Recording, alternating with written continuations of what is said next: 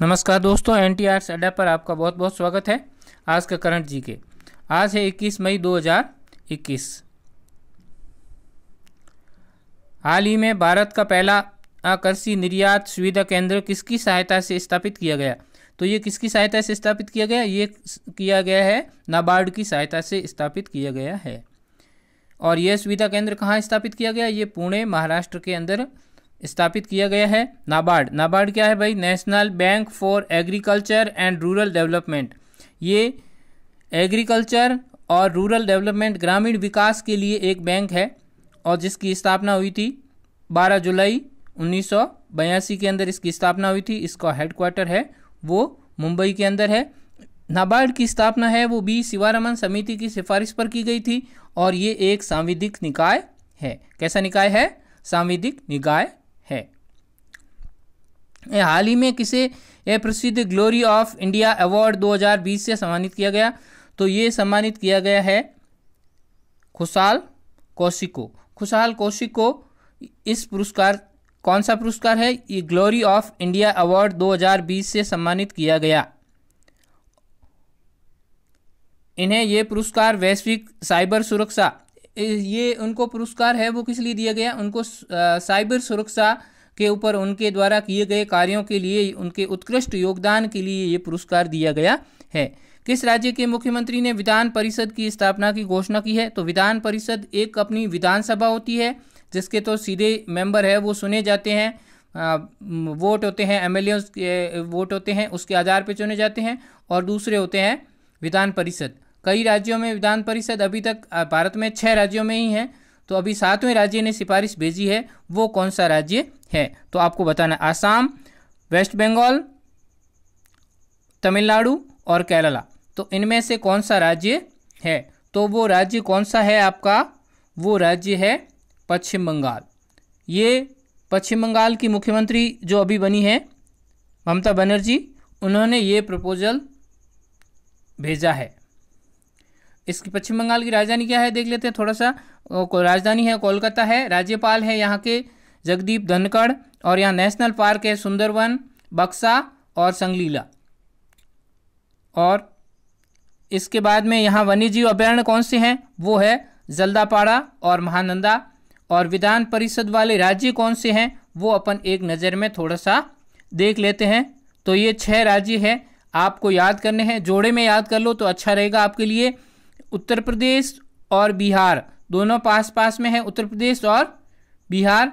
और फिर कौन है? आंध्र प्रदेश और तेलंगाना। पहले आंध्र प्रदेश में विधान परिषद हुआ करती थी, जब तेलंगाना बना तो दोनों में अलग अलग हो गई। और उसके बाद में है दोनों जोड़े में ही है महाराष्ट्र और कर्नाटक।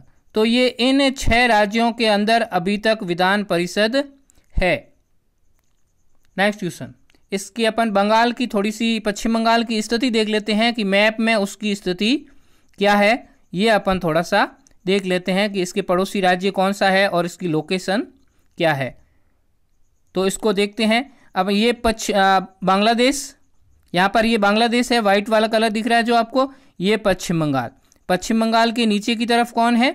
नीचे की तरफ है उड़ीसा यहाँ पर।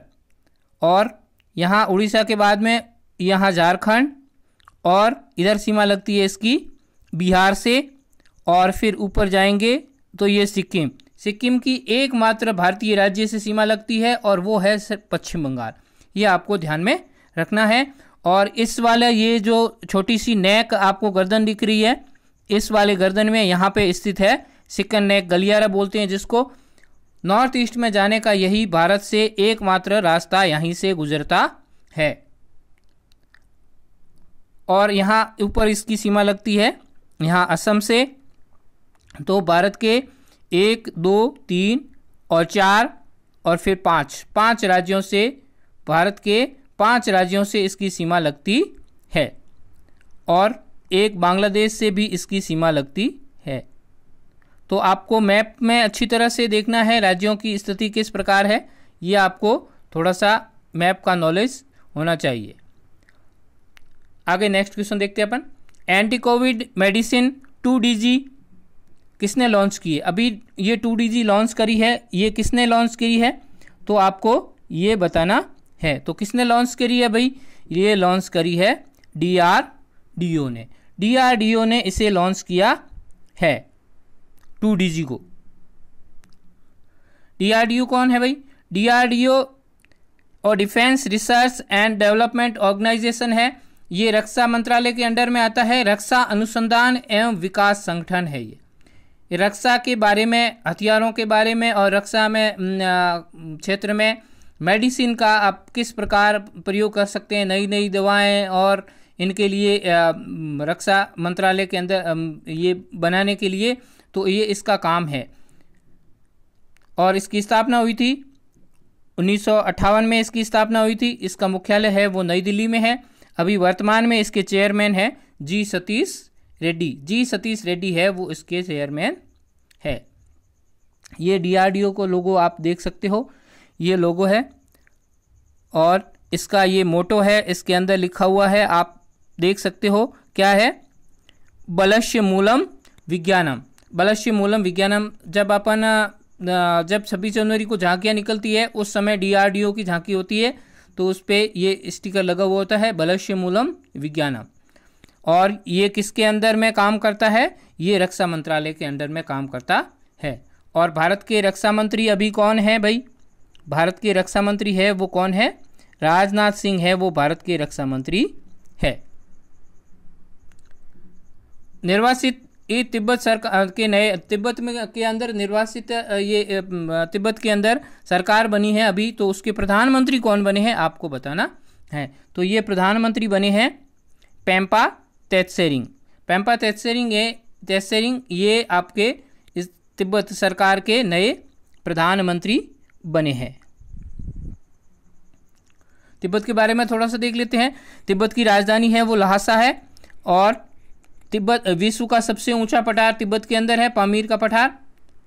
और तिब्बत को दुनिया की छत बोला जाता है क्योंकि ये ऊपर है, इसे दुनिया की छत कहा जाता है इसीलिए।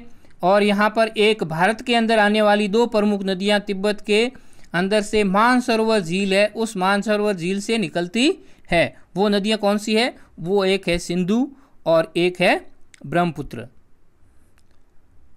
और चीन है वो ये तिब्बत है वो किसका भाग है? ये चाइना का भाग है। टुडेज क्वेश्चन अपन देख लेते हैं। हाल ही में किसने विटली अवार्ड 2021 जीता है? तो विटली अवार्ड 2021 किसने जीता है? शकुंतला थर्स्टेड ने, दीपाली बत्रा ने, सुधाकर रेड्डी ने और नुकलू फॉर्म ने। ठीक है, तो आपको इनमें से सही उत्तर है उसको कमेंट बॉक्स में कमेंट करके बताना है। और कल के प्रश्न जो कल पूछा गया था प्रश्न, उसका सही उत्तर है ताउते। ठीक है, तूफान का नाम क्या था? वो पहला तूफान कौन सा था उसके बारे में था और उसका उत्तर क्या है? ताउते। कुछ महत्वपूर्ण और प्रश्न देख लेते हैं अपन। कुछ अति महत्वपूर्ण प्रश्न है उनके बारे में बात कर लेते हैं थोड़ा सा। तो देखते, राष्ट्रीय आधुनिक कला संग्रहालय कहाँ पे है? नई दिल्ली के अंदर है। और ये चर्चा में क्यों है? क्योंकि इन्होंने अभी audio visual guide app launch किया है। इन्होंने अपना audio visual guide app launch किया है, इसलिए ये चर्चा में है।